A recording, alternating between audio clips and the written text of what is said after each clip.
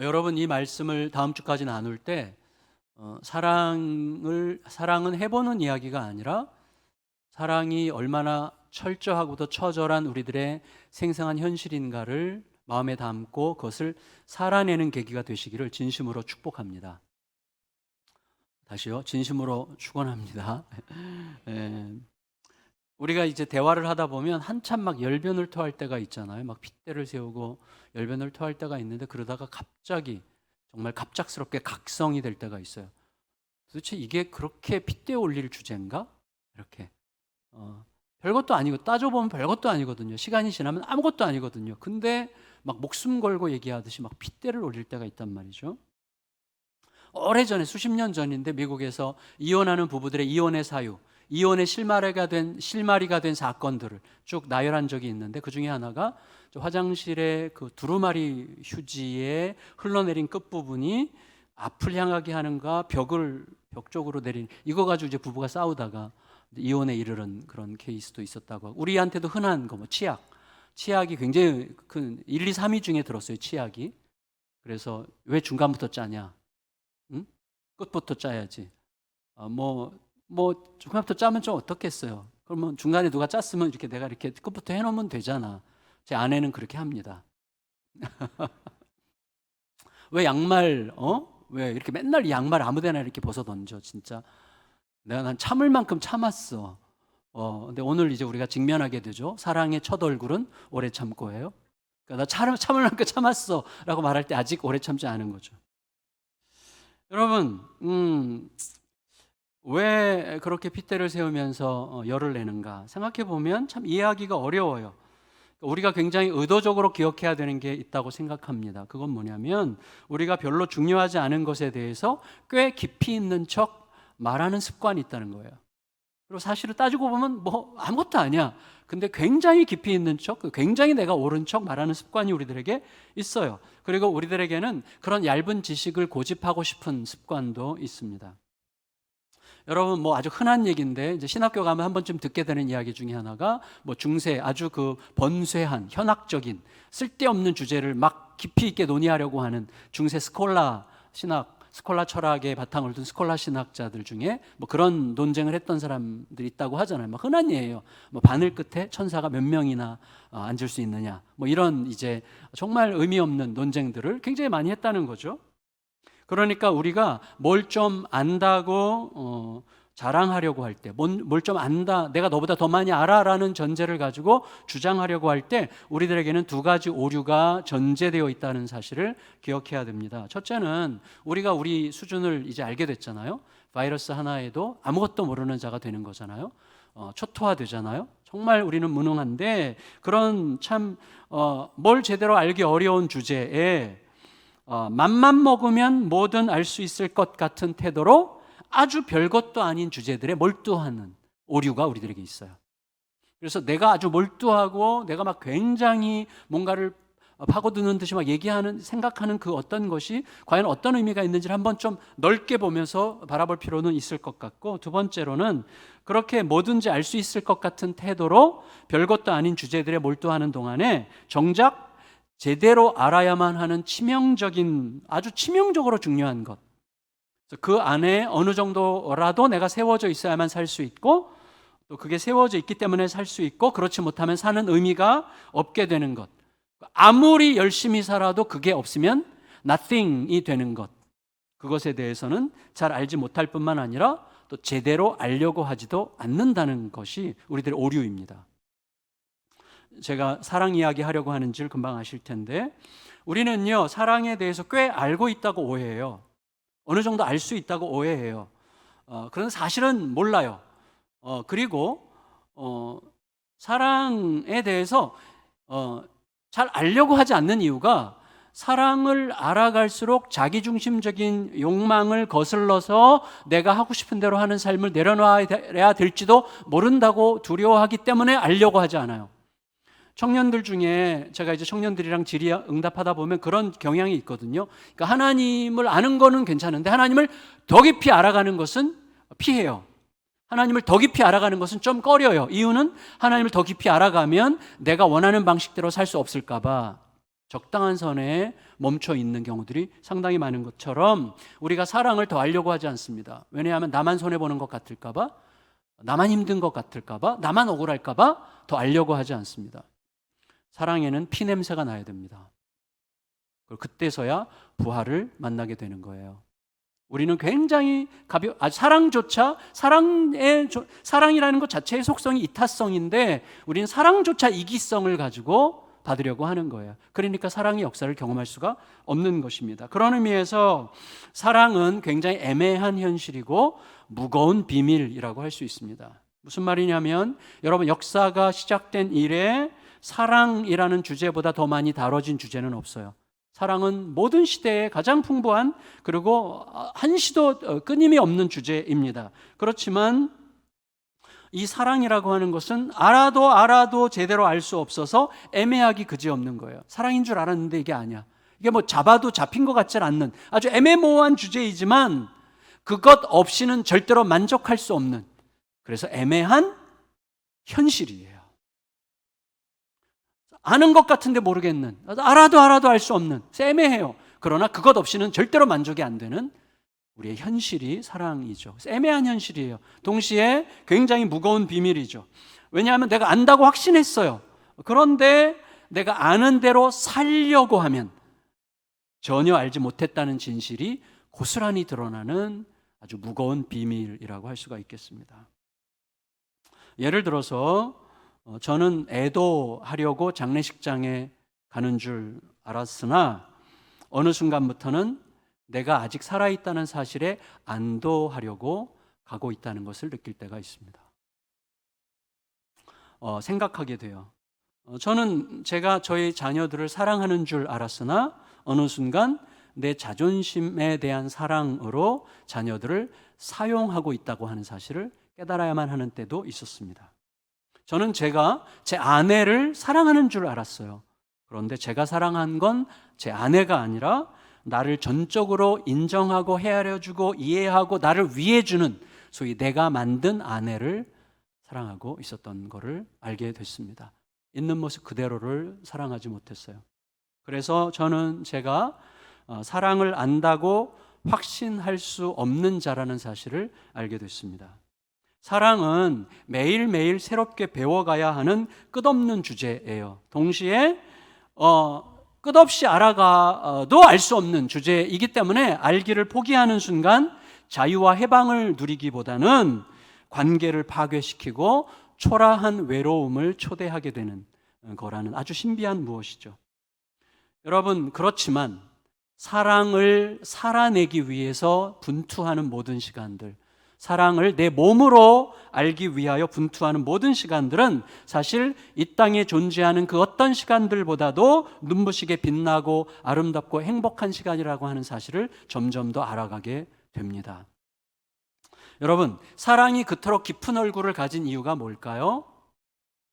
사랑의 얼굴은 너무나 깊어요. 영원토록 알 수 없을 만큼 깊어요. 이유는 사랑의 기원과 사랑의 본질이 성부, 성자, 성령 하나님의 사랑의 사귐에서부터 분출했기 때문이에요. 세계 창조의 비밀이죠. 온 세계는 하나님의 사랑의 사귐에서부터 분출한 것입니다. 그러니까 세계의 존재의 방식과 존재 이유와 목적과 이 모든 것들이 존재 의미가 사랑이에요. 여러분, 하나님이 성부, 성자, 성령으로 함께 존재하신다는 게 너무나 신비하지 않습니까? 그러니까 사랑을 말할 수 있는 거예요. 이슬람의 알라처럼 영원토록 홀로 있는 존재는 사랑을 어떻게 알겠어요?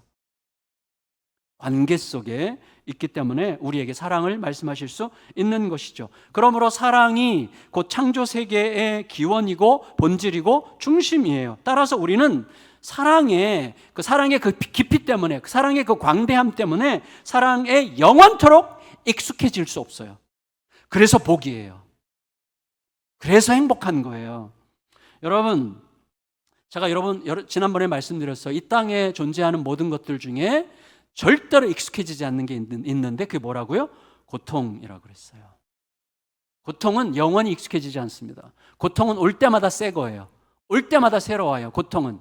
그래서 영원토록 익숙해지지 않는 고통이 있는 곳이 지옥이에요. 그리고 영원토록 익숙해지지 않는 사랑이 있는 곳이 천국입니다. 그래서 여러분, 영생은 결코 지겨울 새가 없어요. 요한계시록에서 그려지는 천국을 너무 마음속에 깊이 담지 마세요. 그 하나의 그림이니까. 맨날 면류관 벗어 던지느라고 관절염 생기고, 그 다음에 맨날 막 노래하느라고 막 후두염 생기고 막 그러는 곳이 아닙니다. 천국은 알 수 없어요. 그러니까 사랑의 영원성 안에서, 그러니까 매일 새롭게 빛나게 알아가도 끝이 없는, 늘 흥미로운, 영생은 지겨울 새가 없는 시간이라는 것을 알아야 됩니다. 따라서 사랑이 이 땅의 기원이고 본질이고 존재 이유이기 때문에 그게 뭐예요? 자, 하나님이 지으신 모든 것들이 그 것으로 존재하게 만드는 그게 사랑이라는 거예요. 여러분 보세요. 사랑이 흘러가면, 내 자녀에게 사랑이 흘러가면 그 자녀는 자기 인생을 살아요. 여러분, 우리 자녀가 자기 인생을 살지 않고 부모가 원하는 인생을 살고자 할 때 난 사랑한 게 아니에요. 진짜 사랑하면 우리 자녀는 자기 인생을 살게 됩니다. 사랑은 그런 거예요. 하나님은 우리들을 내가 되기를 원하세요. 내가 나로 살기를 원하세요. 내가 나로 행복하기를 원하세요. 그래서 사랑을 흘려보내시는 거예요. 우리에게 강요하고 요구하기보다도 끝까지 기다리시죠. 우리가 우리로 살도록 하시기 위해서요. 그러니까 사랑이 들어오면 모든 것들이 제자리를 찾아 들어가는 거예요. 사랑이 들어오면, 진짜 사랑이 들어오면 모든 사람이 자기 자신의 존재로 살아가기 시작하게 되는 것입니다. 따라서 사랑은 이 땅에서 세상 만물이 모두 자기 자신이 되어 자기답게 자유롭고 자기답게 아름답고 자기답게 행복하게 되기 위한 유일한 동력이에요. 사랑이. 그 사랑만이 하나님이 지으신 세상을 그 자신으로 존재하게 하는 힘이고, 그 사랑은 우리를 영원토록 복되게 할 만큼 강력해요. 왜요? 하나님이 사랑이시니까. 사랑이 곧 하나님인 건 아니지만 하나님은 사랑이세요. 따라서 여러분, 우리들이 먼지보다 작은 우주에 제임스 웹 망원경을 띄워가지고 적외선을 비춰가지고 35억 광년 떨어진 별을 최초로 포착했다는 것 때문에 온 지구가 난리가 나고 막 행복해 하는데, 그것 때문에 굉장히 기뻐할 수 있어요. 그런 것처럼 우리들도 사랑의 의미 한 자락을 새롭게 발견하고 너무너무 기뻐할 수 있지만 그것으로 사랑을 알았다고 말할 수는 없는 것이죠. 여러분, 그 35억 년 떨어진 별 발견했다는 것은요, 이 우주 전체에서 먼지도 안 되는 사건이죠. 우주는 우리가 알 수가 없어요. 우리가 빛의 속도로 쫓아간다고 해도 빛의 속도보다 빠르게 팽창한다고 하잖아요. 영원토록 알 수 없는 게 미지의 세계 속에 우리는 있는 거예요. 근데 그것을 존재하게 하신 하나님의 전능하심이 우리를 감싸고 있다는 것이 믿어지는 거예요. 그때 말할 수 없는 오묘한 평안이 찾아오게 되는 것이죠. 그러니까 우리가 사랑을 약간 발견했다고 해서 대단한 걸 발견한 게 아니에요. 우주처럼 광대하고 오묘한 사랑의 한 점을 발견했을 뿐이에요. 그런데 사랑의 신비는 어디에 있습니까? 그 한 점, 아무것도 아닐 수 있는 사랑의 한 자락을 발견한 것 가지고 살고자 하기만 해도 폭발적인 에너지를 경험하게 되는 거예요. 사랑의 능력이에요. 나에게 찾아오시고 나에게 발견되게 하신 사랑의 어떤 한 면이라도 나에게 진짜가 되도록 나를 통과시켜 보시면 그 사랑이 어떻게 우리의 삶을 폭발적으로 변화시켜 가는지를 우리가 알게 됩니다. 그 예수 그리스도의 사랑의 능력이죠. 여러분, 세상은 이 사랑의 뒤틀림과 사랑의 꽉 막힘의 사건으로 충만합니다. 그래서 어두운 그림자가 꽉 차 있죠. 내 안에, 우리 가정 안에 대대로 이어져 내려오는 어떤 공동체 안에 어두운 그림자가 꽉 찬 것은 뭐예요? 이 사랑의 질서가 어디선가 망가졌기 때문이죠. 어디선가 뒤틀려 있기 때문이고 어디선가 좀 고여 있기 때문이죠. 우리 현실 한복판에 그런 이야기가 너무나 충만합니다. 제 애가 아는 친구 목사 중에 부모 사랑을 받을 기회가 없었던 고아 출신이 있어요. 이 친구는 고아 출신이에요. 부모 사랑을 제대로 받을 기회가 전혀 없었어요. 그런데 너무 멋있어. 이 친구가 참 멋있어요. 생긴 것도 멋있지만 이 삶의 태도가 참 단정하고 좋아요. 그래서 그 친구를 볼 때마다 그 친구도 스스로 그렇게 고백하긴 하는데, 찌그러진 부모 사랑에 노출되지 않았던 것이 훨씬 더 나에게 행운이었다, 이렇게 말할 수 있는 것이죠. 물론 여러분, 부모를 하나님께 주신 이유는 제대로 된 사랑을 흘려보내라고 주셨지만 우리는 제대로 된 사랑을 흘려받은 적이 별로 없다고 생각하기 때문에 제대로 된 사랑을 흘려보내지 못하고 있어요. 그러니까 계속 이게 아주 뭐라고 해야 돼요? 악순환이 이제 계속 되는 것이죠. 부모를 통해서 제대로 된 사랑을 받는다면 더할 나위 없이 기쁜 거지만 안타깝게도 그런 사랑은 생각보다 많지 않습니다.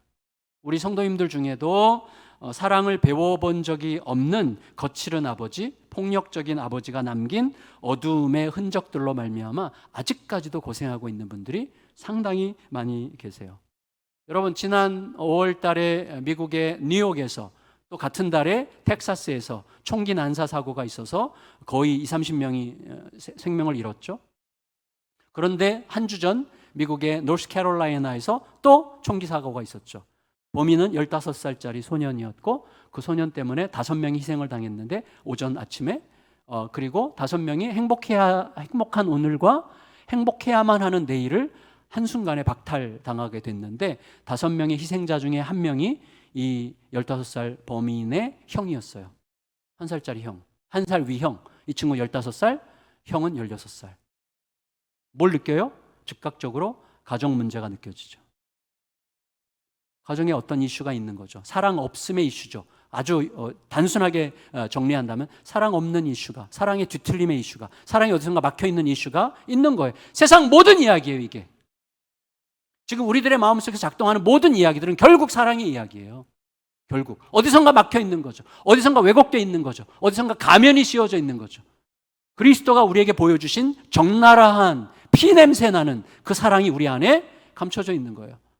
드러나 있지 않는 거죠. 혹은 내가 애써 알려고 하지 않는 것이죠.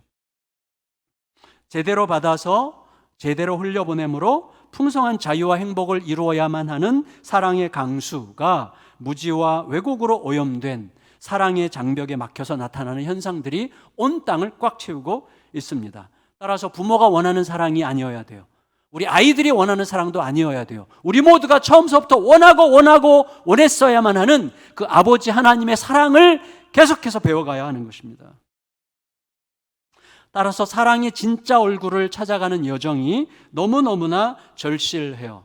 여러분, 오늘 이 고린도전서 13장은요 1차적으로 이렇게 얘기하는 거예요. 고린도 교회를 향한 편지잖아요. 그러니까 고린도 교회 안에 온갖 혼란스러운 어둠의 그림자가 꽉 차 있었잖아요. 분당, 분열, 자랑질, 교만, 누군가를 소외시키고 자기들이 잘났다고 주장하는 지식자랑, 은사자랑 이런 것들이 꽉 차 있어서 교회가 혼란스럽고 어두웠고 칙칙했고 그 다음에 교회가 행복하지 않았잖아요. 그것에 대한 고발과 대답이에요. 이 모든 것들은 너희들이 사랑과 정반대되는 길을 걸었기 때문이다. 그래서 사도 바울이 사랑은 시기하지 않고 교만하지 않고 자랑하지 않고 불에 행치 아니하고 이 모든 이야기들은 뭐예요? 고린도 성도들아, 너희들은 교만하고 시기하고 불에 행하고 썩내고 너희가 사랑과 정반대의 길을 걸었기 때문에 필연적으로 갈 수밖에 없는 길을 걷고 있는 거야 라고 이야기함으로써 자기 자신들을 돌아보되 가장 본질적인 힘인 사랑 앞에 돌아보게 하고 있고, 동시에 우리들에게는 우리의 내면을 깊이 헤아려 살펴보므로 내가 자기 만족적인 무엇을 추구하는 것인지 아니면 진짜 사랑을 쫓아가고 있는 것인지를 질문하게 하는 말씀이라고 할 수 있습니다. 그래서 오늘 3가지를 간략하게 생각하려고 합니다. 첫째, 사랑의 깊은 얼굴들. 두 번째, 사랑의 얼굴이 아닌 것들. 세 번째, 사랑이 사랑으로 작동하도록 도와주는 힘은 무엇인가? 이 3가지를 생각하려고 합니다. 첫째, 사랑의 얼굴들. 여러분 4절에 보면 이렇게 되어 있어요. 사랑은 오래 참고 사랑은 온유하며, 6절 뒷부분에 보면 진리와 함께 기뻐하고 이렇게 되어 있어요. 제가 이거 보면서 약간 놀랐어요. 여러분 저를 보세요. 제가 지난 주간에 EBS, 제가 보통 이제 차를 몰고 어디를 움직일 때는 꼭 EBS를 듣는데 EBS 라디오에서 어떤 교수님이 나와서 사랑의 포괄성에 대해서 설명을 하고 있더라고요.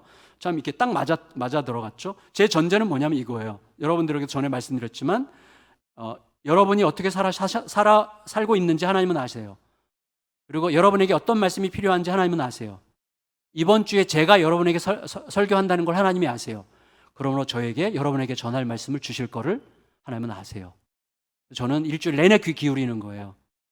하나님 우리 성도에게 필요한 말씀을 주실 줄 믿습니다. 그래서 그걸 계속 적는 거죠. 그 EBS 이 말씀도 아마 필요한 이야기였을 거예요. 사랑의 포괄성을 이야기하면서 이분이 사랑은 한 가지 얼굴이 아니다. 사랑은 존경, 애정, 헌신, 긍휼, 자비 등 숱한 요소들을 복합적으로 가졌고 그때그때 상황에 따라서 다른 얼굴로 나타나게 된다는 사실을 우리가 인정해야 된다. 사랑은 이거다라고 정의하기가 어렵다라고 이야기했단 말이죠. 그냥 전적으로 동의가 됐어요. 근데 제가 여러분도 아마 그러시지 않았을까 생각해요. 뭐냐면 고린도전서 13장을 우리가 다 알고 있다고 생각하잖아요. 옛날부터 노래도 많이 불렀. 사랑은 언제나 오래 참고 많이 불렀잖아요. 사랑이 노래 정말 많은데, 그래서 사랑은 무엇이다 라고 하는 것을 생각할 때 고린도전서 13장에 사랑은 무엇이다 라고 말하는 게 굉장히 많을 줄 알았어. 근데 막상 자세히 보니까 3개야. 사랑은 무엇이다가 3개야. 오래 참고 온유하고 진리와 함께 기뻐하고예요. 다른 건 전부 다 사랑이 아닌 것들이야. 교만하지 아니하고 자랑하지 아니하고 물에 행치 아니하고. 그러니까 사랑은 무엇이다는 딱 3개밖에 없어요. 왜 그럴까? 이유가 뭘까요? 일단 여러분, 사랑은 너무나 깊어서 우리가 알 수 없어요. 사랑은 영원히 우리에게 알려져야만 하는 거예요. 영원히 그래도 몰라. 하나님은 사랑이시기 때문에. 근데 여러분, 하지만 사랑이 우리의 삶에 제대로 작동하게 할 만큼, 사랑이 제대로 작동하게 할 만큼은 충분히 알 수 있어요. 그게 3가지예요. 사랑이 우리의 삶에 충분히 작동하려면 오래 참음과 온유와 진리를 기뻐함이 있으면 되는 거예요. 이게 굉장히 중요한 요소입니다. 그러니까 이걸 우리가 생각하는데 이게 결론에 또 나와. 그래서 자, 이건 이따가 다시 얘기하기로 하고, 여기서 중요한 건 이거예요. 근데 여러분, 만일에 오래 참음이 우리의 의지의 문제고 온유가 우리의 성품의 문제고 진리를 기뻐함이 우리의 가치 추구의 문제라면 우리는 갑자기 막다른 골목에 딱 서게 됩니다. 우리에게는 오래 참을 의지가 없어요. 우리에게는 온유할 수 있는 성품이 없어요. 우리는 지속적으로 진리를 기뻐하는 가치를 추구할 능력이 우리에게 없어요. 이것을 그래서 맞아, 사랑을 오래 참아야지. 허벅지를 꼬집고 이를 악물고 참아야지. 못합니다. 그렇다면 여러분, 뭘 얘기하는 거죠? 이렇게 1차적으로 생각해야 됩니다. 오래 참음은 내 의지의 이야기가 아니에요. 내 의지가 아니라 나에 대한 하나님의 오래 참으심을 기억하라는 거예요.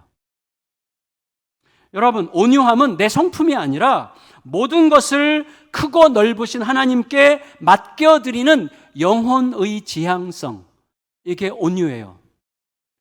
모든 것, 항상 오르시고 크고 넓으신 하나님께 나의 모든 것을 맡겨드리려고 하는 내 영혼의 지향성이 온유함이죠.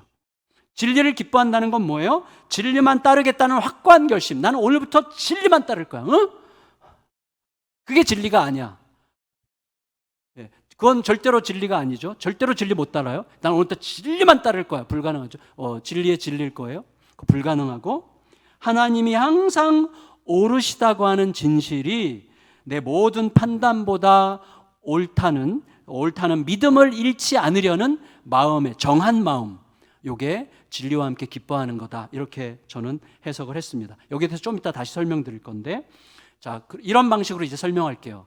사랑의 얼굴이 아닌 것들을 통해서 한번 설명해 봅시다. 사랑의 얼굴이 아닌 것들, 4절 하반절부터 6절 상반절까지인데, 4절 하반절 시기부터 읽겠습니다. 시작. 시기하지 아니하며 사랑은 자랑하지 아니하며 교만하지 아니하며 무례히 행하지 아니하며 자기의 유익을 구하지 아니하며 성내지 아니하며 악한 것을 생각하지 아니하며 불의를 기뻐하지 아니하며. 예. 자, 여러분 잘 보세요. 사랑은 이게 아니래요. 그러니까 이게 사랑의 얼굴일 수 없는 것들이에요.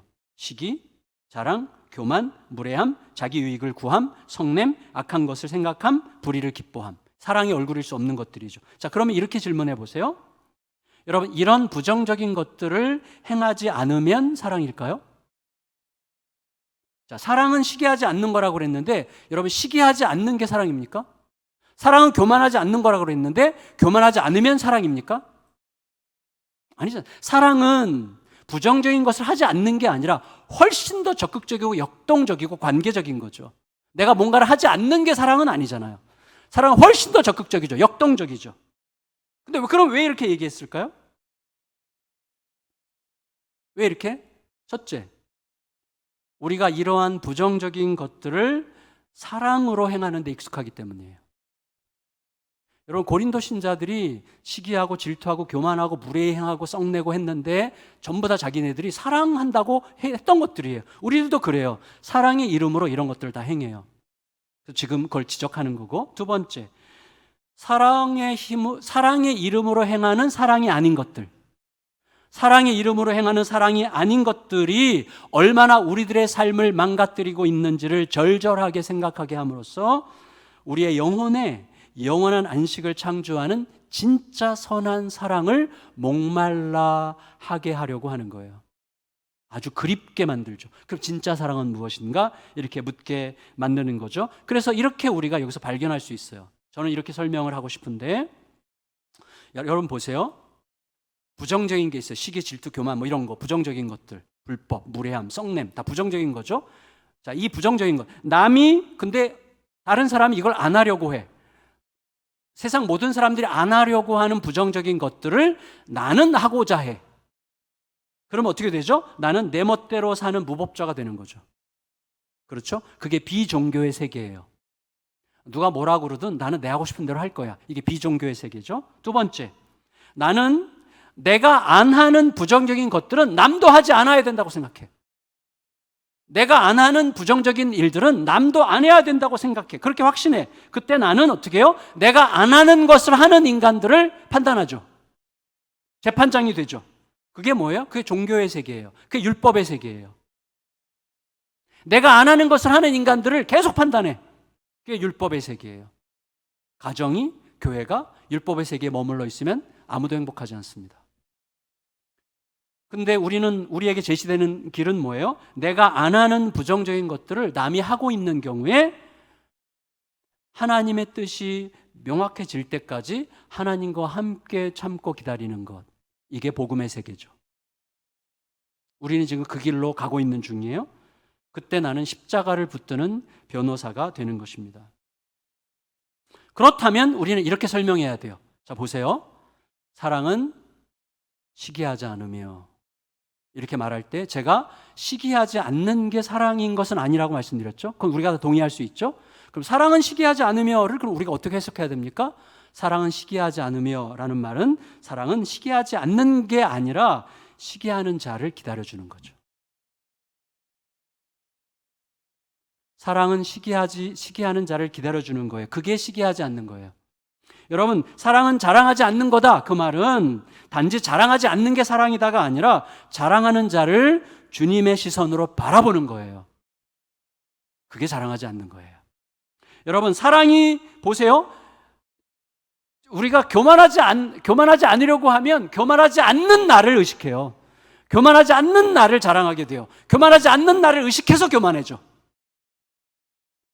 굉장히 무서워져. 우리는 그런 존재들이에요. 우리의 연약함이죠. 그러니까 사랑이 시기하지 않는 거라면 단지 시기하지 않는 게 아니라 시기하는 자를 주님과 함께 기다려주는 것이고, 사랑이 자랑하지 않는 거라면 그거는 단지 자랑하지 않는 게 아니라 자랑하는 자를 주님의 시선으로 바라보는 것이고, 사랑이 교만하지 않은 거라면 그건 교만한 인간을 주님과 함께 품는 것이고, 사랑이 무례히 행치 않는 거라면 그것은 하나님께 사로잡힌 무례하지 않은 영혼으로 사랑이 무례히 행하는 자를 바라보는 거죠. 사랑이 자기 유익을 구하지 않는 거라면 그것은 자기 유익만 구하던 나를 받으신 주님을 기억하면서 자기 유익을 구하는 것처럼 보이는 자를 기다려주는 거죠. 사랑이 성내지 않는 거라면 그것은 성냈었고 또 언제든지 성낼 수 있는 나를 안아주신 주님께 사로잡혀 성내는 자를 견디고 안아주는 거죠. 그게 사랑이라고 할 수 있는 것이죠. 그러니까 이 사랑은 결국 내 의지의 사건이 아니라 하나님의 사건에 참여하는 거란 말이에요. 나를 위해서, 세상을 위해서 모든 것을 행하신 그분의 사건에 참여하는 이야기가 사랑의 이야기라고 이야기하고 있는 것입니다. 따라서 사랑은 자랑하는 자, 교만한 자, 무례한 자, 자기 이익 탐하는 자, 성내는 자, 악한 것 생각하는 자, 불행하기를 좋아하는 자, 그를 나를 받으신 주님과 함께 바라보고 품고 기다리고 견디는 거라고 할 수 있습니다. 그분에게 의탁하여. 여러분, 다시 말하면, 다른 말로 하면 눈에 가시 같은 자들에게 우리의 눈은 자동적으로 쏠리죠. 딱 이렇게 눈에 가시 같은 인간 보면 딱 이렇게 쏠려요. 그 시선을 속히 거두어 드리는 거예요. 그리고 뭐예요? 이것은 불의와 부정에 눈 감으라는 말이 아니라 불의와 부정을 직시하되 하나님을 통해서 나를 어떻게 대하신 하나님, 그리고 그를 상대하실 하나님을 통하여 불의와 부정을 상대하라고 이야기하는 것입니다. 내 입에서 쌍욕 나오게 하는 자들을 향해 타오르는 시선을 잠시 닫고 누군가에게 그런 자였던 나, 시기하고 자랑하고 교만하고 무례하고 자기 이익을 탐하고 성내고 악한 것을 생각하고 불의 행하기를 기뻐했던 나에 대해서 오래 참는 온유함으로 모든 것을 참고 모든 것을 믿고 모든 것을 바라고 모든 것을 견디신 하나님을 향해 눈을 드는 거라고 할 수 있는 것입니다. 그 이야기를 지금 우리에게 하는 거예요. 그리고 사랑은 그렇게 낭만적이기만 한 게 아니에요. 걔가 아까 의도적으로 반복해서 피냄새가 나야 된다고 그랬는데 사랑은 처절한 것이죠. 사랑은 대단히 엄청난 에너지를 가지고 결단하는 것이기도 합니다. 그래서 제가 이때 떠올린 게 뭐냐면 본회퍼가 고린도전서 13장을 너무나 사랑한 사람인데 이분이 히틀러, 독재자 히틀러를 제거하는 프로젝트에 참여하기로 결단했을 때 어떤 생각을 했을까? 그에게서는 사랑이 어떤 방식으로 적용됐을까? 이게 무척 궁금했어요. 그래서 이제 그분이 썼던 그 내용, 그 갈등, 고민을 고스란히 담은 게 이번에 옥중서신이라는 책인데 그게 최근에 제가 40년 전에 읽었었는데 그걸 최근에 다시 나왔어요. 저항과 복종이라는 책으로 아주 두꺼운 책인데 그거를 이제 쭉 읽고 있는데 거기서 이 전체 책을 요약한 보네퍼의 마음을 담은 서문을 제 방식으로 이렇게 요약을 해봤습니다. 여러분 같이 한번 읽어볼까요? 제가 읽을게요. 빛과 자선과 정의의 얼굴로 등장하는 악 때문에 세상이 혼란스럽다. 악이 빛의 얼굴로, 자선의 얼굴로, 정의의 얼굴로 세상이 꽉 차 있다는 거예요. 악인데 우리는 객관성과 균형을 유지하겠다는 태도가 얼마나 무기력하고 무책임할 수 있는가에 마주했다. 윤리적 순수성을 주장하는 열광주의는 자신의 무능을 아직 모른다. 악에 기만당하는 양심보다 양심을 기만하는 악이 얼마나 더 강한지 양심은 아직 모른다. 의무를 따르는 자는 악마의 세계로 진입하는 순간 악마에 대한 의무도 수행하지 않을 수 없게 된다. 오직 자신의 삶을 하나님의 말 걸어오심에 대한 대답 외에는 그 어떤 것도 되지 않기를 바라는 자만이 책임적 인간으로 설 수 있다. 미래에 대한 의지, 곧 예수님과 함께 낙관적인 소망을 가지고 자, 우리에게 하나님 어떻게 말을 걸어오세요? 고통당하는 자들과의 사귐을 지속하라는 사랑, 지속하는 사랑을 행하라는 게 하나님의 말 걸어오심이라는 발견이에요. 고통당하는 자들과의 사귐을 지속하려는 사랑에서만 우리는 예수께서 오신 길과 가신 길을 따를 수 있다. 여러분, 보네퍼는 결국 히틀러에 대한 증오를 넘어서 세상의 고통에 대한 하나님의 사랑에 뛰어들기로 작정했던 거예요. 여러분, 이런 현실이 되면 우리가 어떻게 할지 몰라요. 굉장히 많은 고민이 필요해요. 독일 교회의 대부분의 독일 교회가 히틀러를 지지하던 시대에 어떻게 해야 되겠어요 도대체? 교회가 앞장서서 히틀러를 지지하는 그런 시대에 어떻게 해야 됩니까? 그런 복잡하고도 너무나 무거운 시대에 우리나라도 우리 교단 총회가 신사참배 해도 된다고 결의했잖아요. 총회에서. 그때 어떻게 해야 되는 것입니까? 그런 시대의 이야기예요. 그런 시대의 사랑 이야기를 생각하는 방식이었어요. 여러분, 우리가 너무 가볍게 생각해요, 사랑을. 사랑은 매우 단순하지 않습니다. 그러나 너무나 감사하게도 우리의 삶에서 사랑이 사랑으로 작동하도록 하는 힘을 주셨어요. 그게 7절이죠. 7절을 읽겠습니다. 7절 시작. 모든 것을 참으며 모든 것을 믿으며 모든 것을 바라며 모든 것을 견디느니라. 자, 이 말씀을 읽을 때 어떤 생각하세요? 맞아. 오늘부터는 진짜 다 참을 거야. 내가 그냥 다 참아. 내가 참는다 참어. 내가 그냥 난 끝까지 견딜 거야. 모든 것을 견딜 거야. 나 모든 걸 믿고 모든 것을 바라며 이만 소망한다는 거거든요. 못하죠. 절대 못합니다. 여러분, 이 땅에서 모든 것을 참고 믿고 바라고 견디는 인물을 찾을 수 없어요. 불가능해요. 이 말씀에 딱 들어맞는 인물이 이 땅에 없습니다. 따라서 그 길을 걸으려고 하는 자는 어느 순간 자기가 십자가로 향하는 길 위에 서 있다는 것을 발견하게 될 것입니다. 예수님의 이야기를 하고 있어요. 지금 사도 바울은 예수님 이야기하고 있는 거예요. 예수님 이야기. 바울은 그 길만이, 지금 고린도 교회를 향해서 이 길만이 너희들의 자만과 분열과 다툼과 우월의식으로 망가지고 있는 너희 공동체 회복을 일으키는 유일한 길이야, 이렇게 선언하고 있는 것이고, 동시에 우리에게도 그렇게 말하고 있는 것입니다. 너 마음속에 있는 어두움, 너를 계속 슬프게 하고 살고 싶지 않게 만들고 너에게 희망이 없게 만들고 미래가 없는 것처럼 느끼게 만들고 세상은 다 거기서 거기야, 세상은 살고 싶지 않아, 이렇게 생각하게 만들고 모든 사람들을 미워하게 하고 세상에 대한 희망을 갖지 못하게 만드는 그 무수히 혼란스럽고 어두운 모든 이야기들이 사실은 아직 제대로 된 그 사랑을 못 만났기 때문이야. 그 사랑을 더 찾아라. 그 사랑 이미 너에게 왔어. 눈을 떠. 그리고 그분이 원하시는 길을, 그분이 제시한 길을 한번 걸어봐. 알게 될 거야. 거기에 그 길이 있다. 안 가려고 해. 우린 절대로 안 가려고 해. 왜 내가 그래야 돼? 왜 나만 손해봐야 돼? 왜 나만 억울해야 돼? 이런 생각 때문에 그 길을 안 가요. 그래서 그 길이 있는데도 그 길이 있는 줄을 모르는 길을 계속 걷고 있는 중이죠. 따라서 중요한 것은 이 고린도전서 13장의 이야기가 일단 신자의 의지나 결심의 문제가 아니라는 거예요. 날 위해 모든 걸 참으시고 모든 걸 믿으시고 모든 걸 소망 중에 바라보시고 모든 걸 죽기까지 견디신 예수님과 함께 이루는 여정에 관한 이야기라는 것입니다.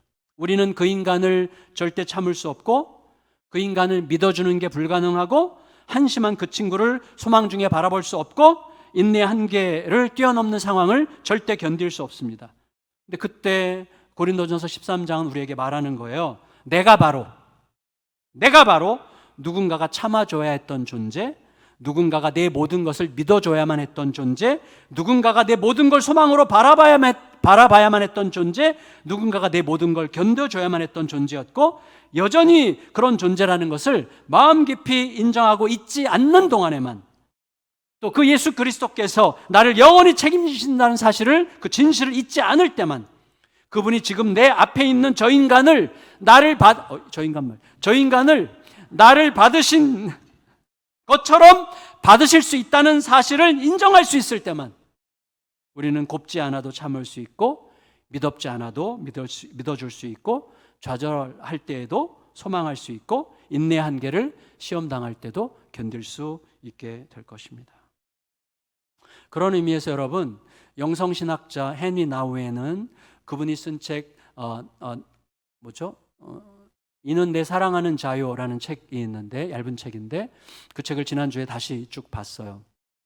근데 거기서 이분이 그런 얘기를 하는 게 다시 공감이 됐는데, 하나님으로부터 사랑받은 자로, 그리고 사랑을 받고 있는 자로, 계속해서 사랑을 받게 될 자로 살아간다는 것은 선택받고 축복받고 상처를 입고 나누는 삶이다, 이렇게 얘기했어요. 자, 우리는 선택받았다는 사실을 믿습니다. 축복받았다는 사실을 믿습니다. 그러나 내가 선택받고 축복받았다는 사실이 이 상처를 견딜 수 없을 만큼 미약하다고 전제하고 살아요. 헨리 나우인이 얘기하는 건 뭡니까? 선택받고 축복받았다는 사실은 어떤 종류의 상처도 능히 넘어설 수 있을 만큼 위대한 선택과 축복이라는 사실을 발견함으로 상처를 입으면서도 나누는 여정을 걸을 수 있다는 것이죠. 그게 사랑을 받았고 받고 있고 앞으로도 계속 받게 될 자의 삶의 여정이라고 이야기하고 있는 것입니다. 다시 말하면 사랑은 어떤 사건이에요? 내 사건이 아니에요. 나에 대한 명령이 아니에요. 하나님이 나에게 이미 행하신 선택과 축복의 은혜가 내 안에서 얼마나 확고해지느냐가 이루어가는 하나님의 사건이라는 것입니다.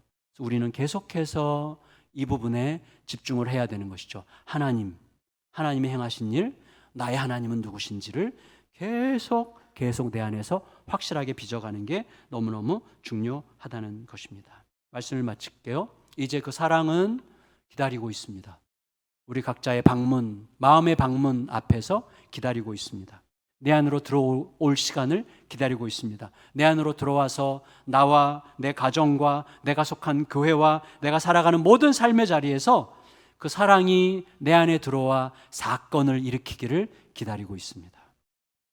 여러분, 그래서 저는 제 자신과 여러분을 위해서 기도합니다. 주님, 안방과 거실과 식탁과 일터와 혼자 있는 시간과 누군가와 실갱이를 벌이려고 하는 그 모든 시간, 그 공간에서 나를 기다리고 나와 함께 가는 그 사랑을 발견하게 해 주세요. 그 사랑이 이루는 사건에 참여하게 해 주세요. 그 사랑이 이루는 영광의 날들을 만나게 해 주세요. 여러분, 저는 오늘 지극히 추상적인 얘기를 한 게 아니라 우리가 추상적인 이야기라고 듣고 생각하고 싶어하는 가장 현실적인 이야기를 했다고 확신합니다. 이게 우리의 인생 전부예요. 사랑이 여러분의 예수 그리스도의 그 사랑이 우리의 현실이 되게 하십시오. 그때 우리의 삶에서는 생각지 못했던, 상상을 못했던, 그리고 내 속에서 기대할 수 없었던 새로운 일들이 펼쳐지기 시작하게 될 것입니다. 예수의 십자가가 헛되게 하지 마시고 우리의 문 앞에서 기다리고 있는 그 사랑이 내 안으로 들어오도록 문을 열고 그 길을 통과함으로 하나님의 역사를 경험하는 우리 모두가 되시기를 예수님의 이름으로 축원합니다. 축원합니다. 우리 같이 주보의 복음 기도